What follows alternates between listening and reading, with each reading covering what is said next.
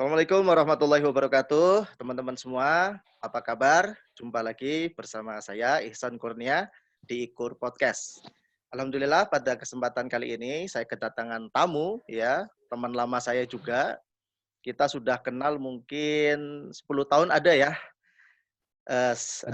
sama Bang Agus Hilaludin atau saya biasa memanggilnya Bang Agil ya. Assalamualaikum Bang Agil, gimana kabarnya? Waalaikumsalam warahmatullahi wabarakatuh. Eh, Alhamdulillah. Baik. Alhamdulillah, udah lama kita nggak jumpa nih semenjak pandemi COVID ya. Ya, Aktivitas masih sering di Jakarta, Bang? ya, aktivitas Jabotabek lah. Oh, Jabodetabek. Ya, ini orang pusat nih. Cuma kalau nggak salah, Bang Agil kelahiran Lampung ya? Dulu ya besar di Lampung ya? Ya, Di Lampung ya, saya kemudian lahir hijrah di ke Lampung, besar Jakarta. di jalan. Hijrah ke Jakarta kemudian ditempa oleh ibu kota ya. Dan sekarang alhamdulillah sudah menjadi orang yang sudah punya profesi di bidang pelatihan pengembangan diri, dan beliau jam terbangnya setahu saya sudah sangat tinggi ya, sudah sering diundang kemana-mana ya, dari mulai lembaga pendidikan, korporasi swasta, BUMN, lembaga pemerintahan dan seterusnya, banyak sekali ya. Saya pikir mungkin jam terbangnya kalau kalau menurut teori ya, kalau sudah 10.000 jam, 10.000 jam terbang itu berarti sudah sangat expert ya. Saya yakin Bang Agil mungkin sudah lebih dari 10.000 jam kali ya, jam terbang mengisi pelatihan. Ya, karena kebetulan mulai dari pelajar, Bang Agil sudah concern di dunia pelatihan pengembangan diri ya. Ya. Kalau boleh tahu sekarang Bang Agil sering ngasih pelatihan ke siapa aja, Bang? Kalau selama pandemi sih campuran ya antara pendidikan, para pelajar, mahasiswa, sama corporate. Memang kalau pandemi ini corporate itu berkurang ya, karena ya terbatas sekali ruang ininya, ruang Iya, geraknya. oke. Jadi lebih banyak main di Zoom ya. Ya memang kalau pelatihan sih memang ya lebih baiknya memang ya tatap muka ya Bang ya, langsung ya Iya, luring gitu kan. Kalau di Zoom mungkin iya, kita sensasinya berbeda Bang ya. Ini Bang Agil juga iya udah betul. punya lembaga namanya Sang Surya ya. Ini Iya, sudah betul. berapa tahun ini lembaga Sang Surya ini Bang? Kalau Sang Surya sih hampir 20 tahun ya Uh, berjalan. Luar biasa 20. Jadi trainer pengembangan diri di Sang Surya saja udah 20 tahun ya. Sebelumnya Iya, kalau ditambah dengan pengalaman mengisi pelatihan sebelumnya berarti udah lama sekali Bang ya. ya. Jadi Bang Agil ini sangat expert sekali ya di bidang pelatihan ya. Tapi saya pengen coba fokus kali ini ngobrol sama Bang Agil mungkin tentang ya mungkin bisa sharing pengalaman Bang Agil dalam memberikan pelatihan untuk mungkin eh, dunia pelajar gitu ya atau mahasiswa ya di lingkungan pendidikan Hmm. gitu kan. Nah, mungkin Bang Agil bisa sharing, sudah ngasih pelatihan ke sekolah-sekolah atau kampus-kampus mana aja, Bang, selama ini? Sekolah dan kampus beragam ya, baik negeri maupun swasta. Hmm. Cuma memang ini problem dunia pendidikan kita, terutama para pelajar dan mahasiswa, hampir rata-rata itu mereka nggak tahu dan nggak kenal potensi dirinya. Jadi bisa dibayangkan, ya kan? Mereka SD 6 tahun, SMP 3 tahun, ditambah SMA 3 tahun. Yeah. Total 12 tahun. Kalau mereka ditanya nih secara umum, Anda tahu nggak sih dengan potensi diri Anda? Itu mayoritas mereka akan menjawab nggak tahu. Nggak tahu ya. Ya. Iya, Bahkan mahasiswa sekalipun ketika ditanya, ya kan, apa sih potensi Anda? Mereka bilang nggak tahu. Jadi wajar ya kalau misalnya riset terakhir itu tentang mahasiswa yang salah jurusan, itu hampir 78% mahasiswa Indonesia itu salah jurusan. Oh, luar biasa Ya kan? banyak ya. Padahal Nah, artinya setahu saya, apa? Ya artinya lebih dari 50% kan, 78%. iya, iya, iya. Saya Gila juga itu angka kaget yang juga kalau dahsyat itu. mendengar angka segitu banyak ya. Padahal setahu saya sekarang Ya, itu kan sudah banyak tuh lembaga apa ya, pelatihan, tes kepribadian, tes potensi gitu kan. Kenapa betul. kenapa Memang mereka di usia yang seharusnya sudah ini ya, sudah bisa menentukan pilihan dan jalan hidup di usia-usia SMA, mahasiswa kan harusnya sudah cukup matang kan gitu kan. Kenapa mereka masih apa ya, belum memiliki belum tahu potensi mereka? jadi gini, lembaga-lembaga tes itu kan berbiaya mahal, ya Hmm, kan? hmm, Jadi tidak semua orang punya akses itu. hmm, hmm, Artinya itu kan kalangan terbatas ya, hmm, orang-orang tertentu lah. Kalau ya orang yang punya duit, bagaimana anaknya itu bisa tahu nih potensinya sejak dini. hmm, hmm, Makanya orang tuanya melakukan tes potensi untuk anaknya. Sementara anak-anak mayoritas ini kan mereka nggak tergarap hmm, hmm. gitu. Ya, artinya itu Jadi jadi problem besar bagi pendidikan kita kalau ternyata apa namanya, mahasiswa kita katakanlah itu mereka banyak yang merasa salah jurusan gitu kan. Padahal harusnya kalau sejak awal sudah tahu passionnya, kemudian menentukan apa ya, masa depannya gitu kan. Harusnya kan start from the end gitu kan, mulai dari akhir. Jadi seseorang itu kalau pengen sukses harus menentukan mau jadi apa ya kan, dari start from the end gitu kan, ya, sehingga kemudian pilihan betul. jalur apa ya, termasuk jalur pendidikannya, jalur karirnya dan seterusnya itu harus dipersiapkan dari awal. Tapi kalau misalkan baru sadar tentang potensinya, kemudian wah nanti saya mau jadi apa juga setelah usia-usia apa ya, mahasiswa ke atas, itu kan jadi masalah itu kan. Oh iya, sebetulnya kalau udah mahasiswa ke atas ya agak telat lah ya. Hmm. Sebaiknya memang potensi itu diketahui ketika mereka usia SD. Ya, Betul. nah SD SMP lah. Saya ingat cerita Iwan Fals tuh. Hmm. Ya, Iwan Fals dia tahu dan kenal potensi dirinya ketika SMA. Hmm. Dia kan ke sekolah tuh hampir tiap hari bawa gitar tuh. Hmm. Hampir tiap hari bawa gitar, di sela-sela istirahat, pulang sekolah dia main gitar. Sampai akhirnya kakak kelasnya kan memperhatikan tuh. Uh, Ya, dia memperhatikan bagaimana kelakuan Iwan Fals dengan gitarnya. iya, Sampai iya. satu saat kakak kelasnya manggil Iwan kan. Uh, Wan sini deh Wan, gue mau nanya. Nanya apaan? Gue pengen tanya nih, saban hari gue gitar mulu nih. uh, Nah, gue lu ini pengen jadi apa? uh, Pertanyaan ajukan ke Iwan Fals. Kemudian Iwan bilang apa?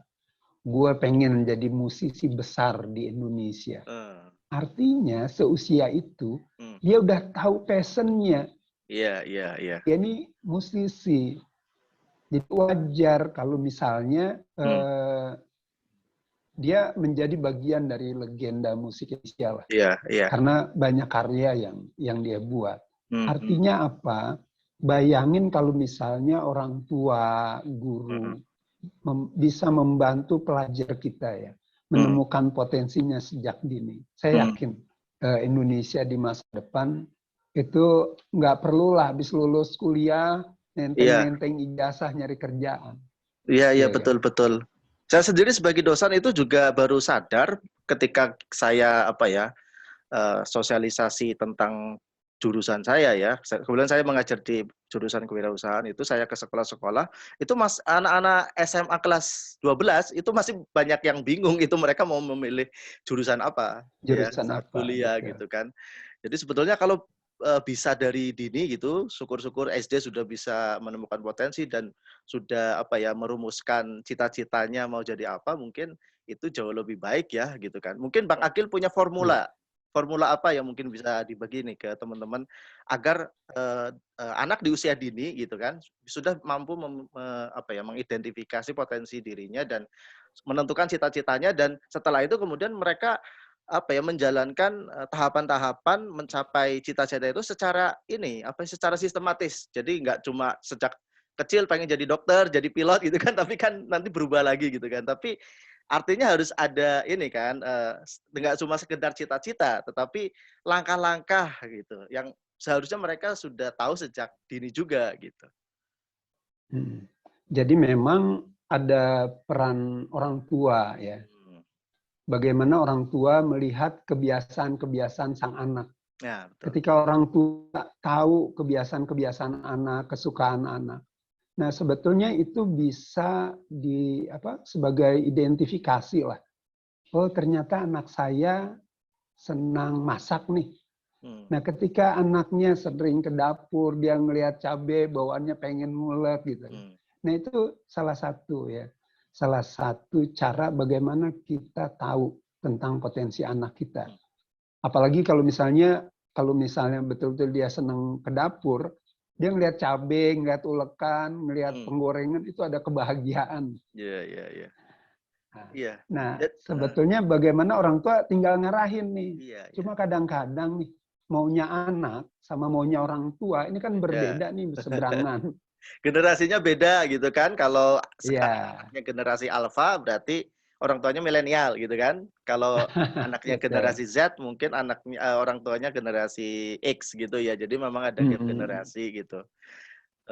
Iya, jadi mesti diketahui lah. Dan sebetulnya kalau untuk memudahkan itu, sekolah itu mestinya mengambil peran itu, ya kan? Mengambil peran bagaimana sejak dini sekolah mampu membantu pelajar kita menemukan potensi terbesar yang ada dalam diri mereka, gitu. Nah, saya melihat sepertinya ini memang ada pembiaran. Oh gitu ya. Ya, jadi ada pembiaran bagaimana pelajar Indonesia ini untuk menjadi orang aja. Iya. Jadi memang wajarlah berarti ini tugasnya Bang umum. Agil ini untuk memberi pelatihan kepada orang tua maupun ke guru-guru di sekolah ya, karena mereka kan asumsinya mereka yang membina dan mendorong anak-anak mereka untuk menemukan potensi mereka sendiri kan gitu. Mereka mungkin tidak perlu menggurui gitu kan, tetapi mencoba biar anak-anak menemukan potensi mereka sendiri gitu ya. Gitu. Iya, betul. Iya, tapi untuk pelatihan untuk anak-anak sendiri, Bang Agil juga punya formulanya. Jadi misalkan anak SD atau SMP, misalkan Bang Agil ada nggak paket pelatihan untuk anak-anak usia itu untuk menemukan potensi diri mereka? Ada. Jadi sebetulnya kan risetnya Howard Gardner itu, ketika dia melakukan penelitian tentang potensi, sebetulnya dalam diri setiap orang itu kan ada 9 kecerdasan ya. Iya. Cuma 8 kalau nggak salah, 8 atau 9 Howard Gardner. Multiple intelligence itu ya. 9 itu ya 9 itu spiritual. Cuma memang nggak dimasukkan. Oh iya, jadi betul. Akhirnya di buku berikutnya ya, kalau nggak salah itu ya. Ya, betul. Jadi ada 8 lah yang akhirnya dibuat kesimpulan. Nah, dari 8 potensi yang ada dalam diri setiap anak, itu kan nanti ada yang paling menonjol, ada yang rendah ya. Nah, dari situ bisa ketahuan. Jadi kalau misalnya tes itu diberikan ke anak sejak dini, dan orang taunya potensi anaknya ada di situ, udah tinggal orang tua dan guru ngatih gitu. Dan itu bisa dilakukan dari SD lah, kelas 5, kelas 6. Iya. Jadi tapi mungkin gini ketika ya, memang mungkin kan orang tua itu juga mempertimbangkan berbagai faktor gitu ya. Jadi misalkan ada anak yang kecerdasan musikalnya mungkin lebih menonjol, tetapi kan mungkin tidak banyak orang tua yang mau anaknya mungkin jadi musisi gitu kan. Tapi mungkin pengen yang jadi kuliah di jurusan IT sekarang gitu ya, jadi engineer misalkan dengan gaji yang besar, atau jadi milih jurusan ekonomi gitu kan. Itu. Tapi kalau anaknya nggak passion di situ, potensinya nggak di situ, itu nanti agak susah ini, nggak ketemu antara potensi anak dengan orang tua gitu kan. Karena Oh, mungkin orang tua betul. takut nanti karir masa depannya gimana begitu. Ada ketakutan-ketakutan itu gitu. Gimana itu Iya, solusinya, iya. Bang? Iya, memang harus ada, pertama memang orang tua mestinya menyadari, ya kan. Ketika potensi anaknya memang cenderung di musikal, misalnya di musik, ya mestinya orang tua memberikan dorongan. Karena lejitannya ya, Hmm. itu akan jauh luar biasa. Ketimbang orang tua memaksakan anak, maunya orang tua ya. Hmm. Jadi ingat kisah Viu, gitaris Padi, Ah. tahu nggak ya? Iya, iya tahu.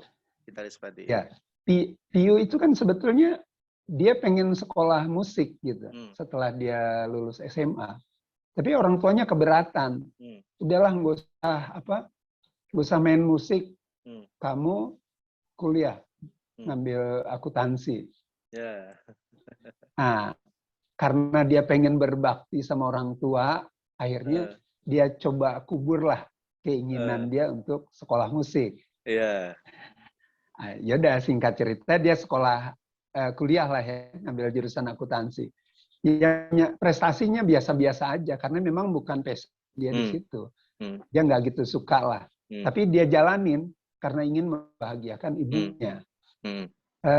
Tapi di sela-sela kuliah dia tetap main gitar ya. Dia ya pokoknya bermusik lah dengan teman-teman di kampusnya. Tapi kira-kira masalah nggak jika ada orang tua yang berpikir begini, ini kuliah mah ambil jurusan yang yang masa depannya terjamin gitu ya, taruhlah jurusan IT ya, jadi insinyur atau ekonomi gitu ya. Tetapi kalau punya bakat di bidang musik atau mungkin kayak Farah Queen misalkan masak ya, Farah Queen kalau nggak salah kuliah di Amerika, passionnya masak tapi disuruh orang tuanya kuliah di jurusan ekonomi atau apa gitu ya. Gitu. Artinya tetap dijalankan hobinya gitu kan. Tetapi kuliah di jurusan yang menjanjikan secara karir itu juga perlu tetap dilakukan gitu. Kira-kira kalau ada orang tua yang berpikir begitu gimana menurut Bang Agil? Ya, jadi kadang-kadang ya kembali ke anak itu ya. Kalau misalnya contoh Piu Padi tadi, alhamdulillah ketika dia selesai kuliah kan, satu sisi dia sudah berbakti lah, memenuhi keinginan orang tua. Nah setelah kuliah dia kan langsung merantau ke Jakarta ya, dan gabung dengan salah satu grup musik. Nah awalnya dia kan cuma bawain gitar ya, bersihin gitarnya Andra. Sampai akhirnya di grup Padi kepake juga tuh ilmu dia. Nah, dia ngurusin keuangannya kan, keuangan Padi. Artinya ilmu akuntansinya kepake, berguna.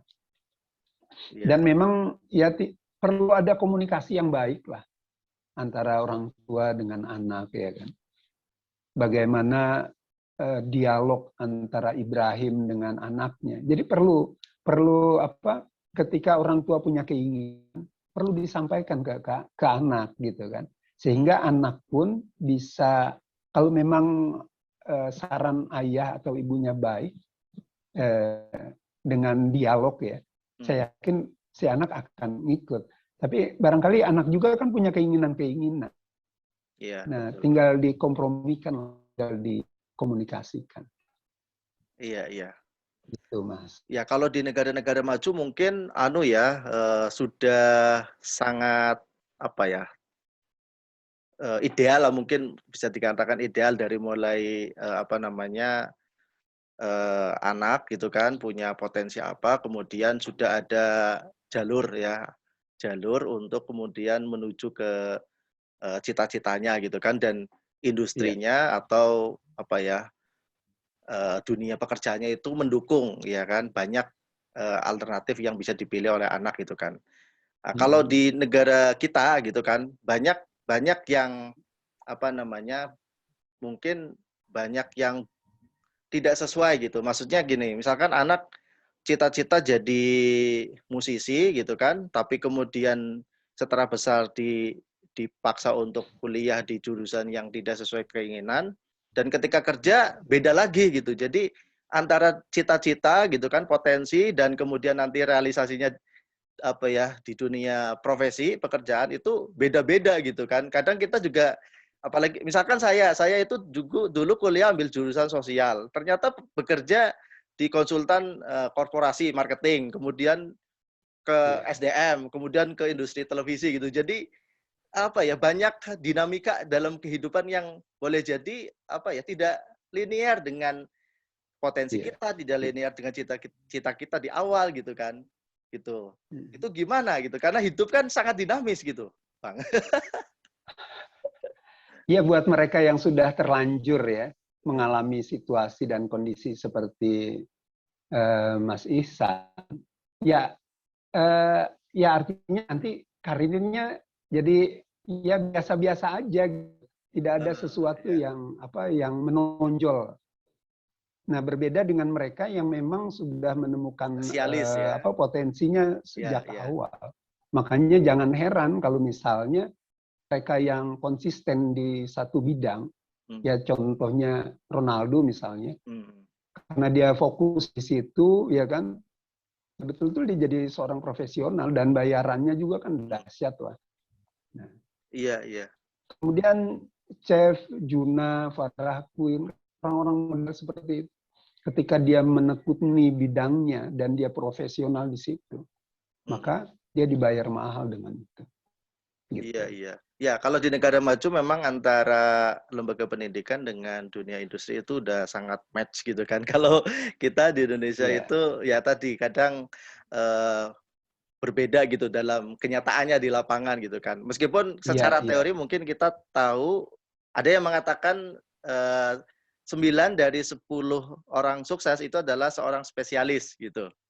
Hanya 1 dari 10 orang sukses yang dia sebagai generalis gitu. Artinya memang kalau mau jadi orang sukses memang spesialis. Jadi dari awal itu memang sudah fokus ya, tahu potensinya, tahu jalurnya untuk mencapai cita-cita itu. Kemudian mungkin ya kalau menurut teorinya tadi Malcolm Gladwell ya kalau nggak salah itu kan 10.000 jam. Jadi kalau sudah melakukan repetisi, melakukan hal pekerjaan yang sama selama 10.000 jam, dia jadi expert gitu kan, jadi spesialis yang ahli gitu kan. Nah, tapi kalau misalkan loncat-loncat gitu kan nanti agak tidak maksimal. Ini saya korban nih, kayaknya korban menjadi generalis. Iya. Makanya peran ini sebetulnya pemerintah ya dalam hal ini Kementerian Pendidikan mestinya mengambil peran itulah gitu ya. Jangan sampai pelajar-pelajar kita ya kan mahasiswa kita ketika dia lulus dia juga kan kebingungan. Makanya jangan heran teman-teman IPB ya, Institut Pertanian Bogor ketika lulus kan jarang mereka yang berkutat dunia pertanian atau peternakan. Tapi ada yang jadi jurnalis, ada yang jadi di perbankan, ada yang terjun di pertambangan. Iya. Nah, menariknya Bang, kalau di dunia industri itu banyak ya jenis pekerjaan yang menerima all majors.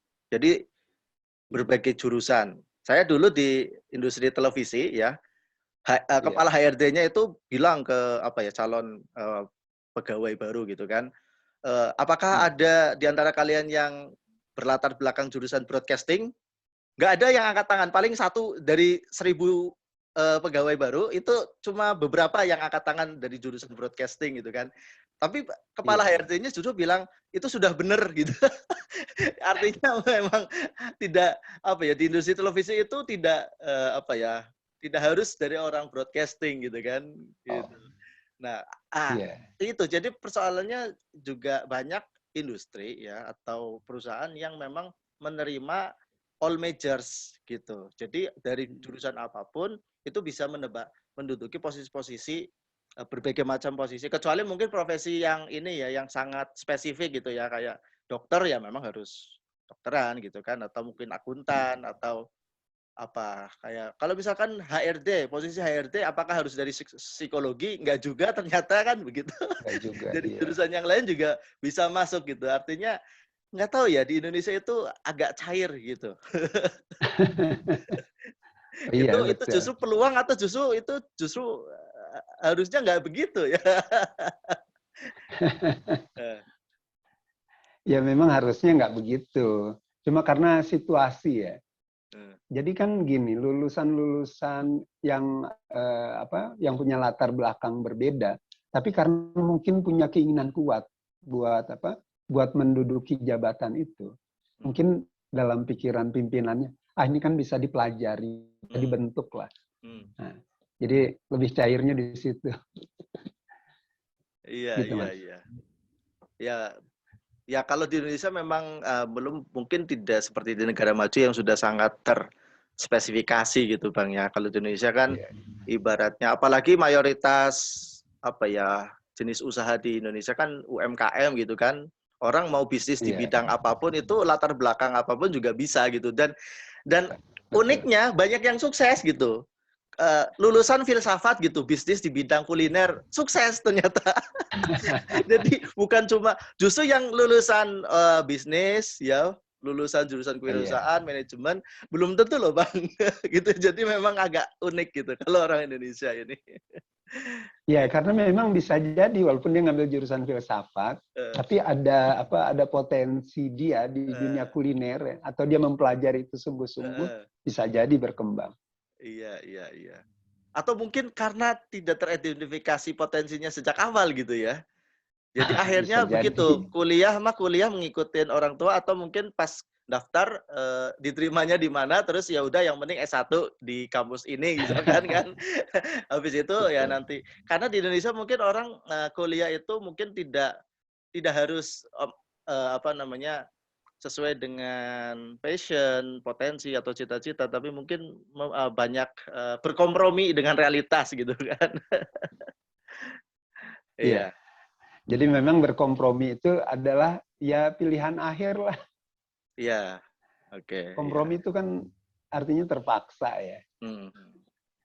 Nah, Dia kalau terpaksa dia menggeluti itu. ya berdasarkan pengalaman Bang Agil nih mengisi pelatihan pelajar mahasiswa tadi dijelaskan mereka banyak yang belum mengetahui potensinya gitu kan. Nah, formula apa yang apa ya? Jadi apa yang bisa membuat mereka itu tadi menemukan potensi apa yang Mas Agil kasih ke mereka atau pencerahan apa yang dikasih ke mereka sehingga mereka bisa menemukan potensi. Ya, oke. Jadi buat pelajar atau mahasiswa kita, ketika dia sudah merasa nyaman atau dia sudah tahu nih, ternyata dia suka banget di IT misalnya. Hmm. Ketika dia biasanya orang kalau udah suka ya, menyukai sesuatu, mengerjakan sesuatu, lupa makan, Hmm. lupa sholat, lupa tidur ya. Karena dia merasa ini kerjaan belum beres nih. Dia Hmm. nikmatin betul. Nah, bisa jadi itu potensi dia. Nah, kalau Hmm. dia sudah menemukan itu, maka serius, tekunlah di situ. Jadilah ahlinya, jadilah profesional di situ. Gitu. Hmm. Kalau mungkin Jadi ada lembaga kalau yang melakukannya, mereka punya tools ya, tes potensi gitu ya, mengidentifikasi potensi mereka dengan misalkan dengan sidik jari atau mungkin apa namanya golongan darah, kemudian bisa di apa ya diidentifikasi potensinya. Nah, kalau formula yang Mas Bang Agil tawarkan itu apa Bu? Apakah punya ada alat untuk mengetes potensi ataukah kemudian apa formula untuk mengidentifikasi potensi itu? jadi kita ada tes potensinya Howard Gardner itu, Hmm. dan itu berbiaya murah lah. Hmm. Jadi siapapun ya orang tua bisa, guru juga bisa untuk melakukan tes potensi Oke. itu ke anak Oh, atau ke berarti Bang anak Agil didiknya. punya formula dan tools-nya ya. Ini Ya, ini penting ini sekalian saya promosikan ke teman-teman pemirsa podcast ini. Siapa tahu mungkin ada guru atau siapa dosen gitu kan yang pengen bikin pelatihan nanti bisa ngundang Bang Agil ini gitu. Gitu ya. ya kita bisa bisa membantu itu. Atau bisa juga kita melatih guru-gurunya supaya guru-gurunya melakukan tes itu ke siswanya. Karena sederhana dan sangat mudah. Iya, iya, Gitu, iya, Mas betul. Ivan. Sebetulnya teori apa ya multiple intelligence Howard Gardner itu udah ini ya udah lama ya sebetulnya ya. Apakah itu Ya, dia masih relevan atau mungkin sekarang ada pertemuan-temuan formula baru yang lebih canggih gitu atau lebih apa ya lebih akurat gitu untuk memetakan potensi manusia gitu? Atau pakai itu juga sudah bagus sebetulnya menurut Bang Agil? kalau menurut saya, Howard Gardner itu masih relevan lah, iya kan. Cuma kalau model fingerprint itu lebih praktis aja ya kan. Hanya dengan menempelkan sidik jari maka langsung ketemu, dan itu kan beda biayanya ya. Betul, betul, betul. Biayanya lumayan mahal, sehingga masyarakat menengah ke bawah agak sulit untuk menjangkau itu. Nah, kalau tes potensinya Howard Gardner, menurut saya siapapun bisa, dan biayanya cukup fotokopi aja kan. Iya, iya. Gitu, Mas Isan. Kalau Jadi menurut Bang Agil, sangat ini agak cocok. pertanyaannya agak filosofis ini. Potensi atau bakat itu sebetulnya nature atau nurture? Nature itu ya given ya, apa namanya mungkin genetik gitu kan. Tapi kalau apa nurture itu mungkin hasil bentukan lingkungan, hasil proses pembelajaran. Menurut Bang Agil lebih lebih cenderung kemana? Atau dua-duanya ada faktor nature dan nurture-nya juga? Jadi ada dua-duanya. Saya punya teman dokter ya. Nah, teman dokter ini dia kalau berangkat ke kliniknya tempat dia kerja, itu anak perempuannya dia itu suka ngikut, ya kan. Dan ketika dia praktek ya, ada pasien segala macam, itu anaknya ngikutin, memperhatikan, main di situ sampai anak tumbuh besar. Apa yang dia lihat, apa yang dia dengar, apa yang dia rasakan, itu membentuk sesuatu ya, keinginan, hasrat, dan dia merasa enak, merasa nyaman di situ. Nah, jadi ketika lu itu ditanya sama orang tuanya, kamu lanjutin kemana? Saya ngambil kedokteran. Nah, jadi memang bisa dua-duanya dibentuk ya oleh lingkungan. Dan saya akuntan, anaknya karena dia ngelihat karir ayahnya bagus, ya akuntan, terus ditanya kan, mau ngelanjutin kemana? Saya ngambil akuntansi. Kayaknya profesi ayah saya keren. Jadi itu termasuk menularkan ya, menularkan, membuat atmosfer bagaimana si anak merasa bahwa jurusan ini atau pilihan ini adalah memang pilihan juga. Makanya jangan pengacara juga, karena dia lihat perilaku ya sang ayah menjadi pengacara itu kayaknya keren banget. Iya, iya. Seperti ayah. Iya. Jadi lingkungan orang tua penting juga. Iya, iya. Artinya sama-sama mempengaruhi ya gitu. Kalau mungkin tesnya based on genetik gitu kan, golongan darah dan sejenisnya mungkin itu cenderung nature gitu ya. Tapi sebetulnya potensi kepribadian dan bakat itu sebetulnya ada faktor nurture-nya ya, apa ya proses dia belajar dengan lingkungannya, merefer apa namanya orang tuanya, ya kan melihat profesi orang tuanya gitu ya. Itu juga penting dalam membentuk ini ya, apa ya potensi anak gitu ya. Oke, luar biasa sekali, menarik sekali sebetulnya pembicaraan kita, itu kan, karena mungkin waktunya terbatas, ya mungkin saya minta Bang Agil memberikan closing statement apa ini, apa namanya saran bagi orang tua atau mungkin para pendidik ya, agar apa ya mereka bisa mendorong siswi apa ya anak-anak mereka untuk menemukan potensi dan apa namanya mencapai cita-citanya. Oke, buat diri saya maupun para orang tua juga para pendidik Saya pikir masa depan bangsa ini itu ada di tangan para anak-anak kita. Masa depan bangsa ini ada di tangan murid-murid kita. Jadi ya berikanlah bekal terbaik ya, berikanlah pendidikan yang terbaik buat anak-anak kita. Karena memang zaman kita kan berbeda dengan zaman anak-anak kita kelak. Maka ya bantu mereka bagaimana menemukan potensi terbesar yang ada dalam dirinya. Dan dukung mereka ketika mereka sudah menemukan itu.